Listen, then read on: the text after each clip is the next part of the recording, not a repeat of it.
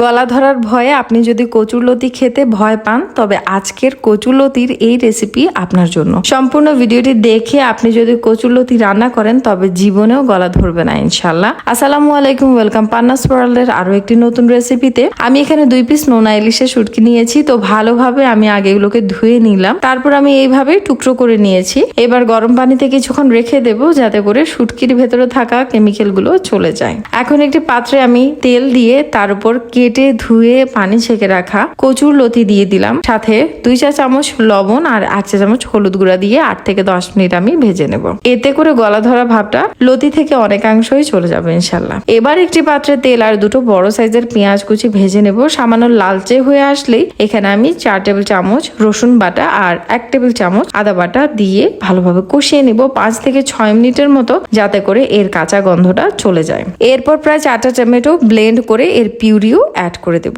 কিছুক্ষণ ভালোভাবে কষিয়ে নিয়ে আমি এখানে বেসিক সকল মশলা অ্যাড করে দিব আর সামান্য পানিও দিয়ে দিলাম যাতে করে মশলা আবার পুড়ে না যায়। তেঁতুলের সসও আমি এখানে 1 টেবিল স্পুন অ্যাড করে দিয়েছি। এবার সবকিছু ভালোভাবে কিছুক্ষণ কষিয়ে আমি লো ফ্লেমে রেখে দিলাম আর কিছুক্ষণের মধ্যেই দেখতে পাবো তেল উপরের দিকে উঠে এসেছে। এবার ভেজে রাখা যে কচুরলতিগুলো ছিল সেগুলো আমি এই মশলার সাথে অ্যাড করে ভালোভাবে মিক্স করে নিব আর অ্যাড করব 2 কাপের মতো গরম পানি। তো ভালোভাবে নেড়ে চেড়ে আমি এখানে শুটকির টুকরোগুলো দিয়ে দিব।